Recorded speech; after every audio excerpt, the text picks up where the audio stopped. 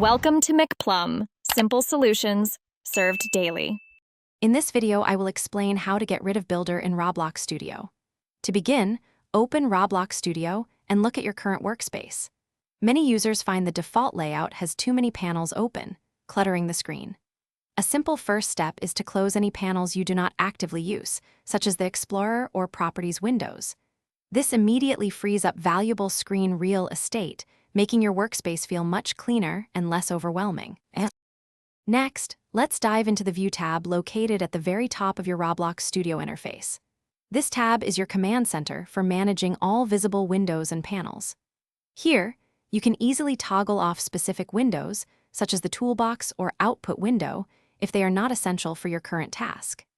Experiment with unchecking various options to find a layout that best suits your workflow and preferences, creating a more focused environment. For an even cleaner look, consider streamlining the main ribbon itself.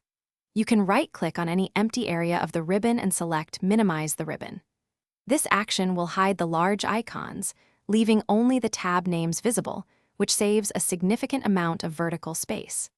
If you ever feel completely lost or want to revert to a standard setup, simply go to the View tab and choose Reset View to restore the default panel arrangement.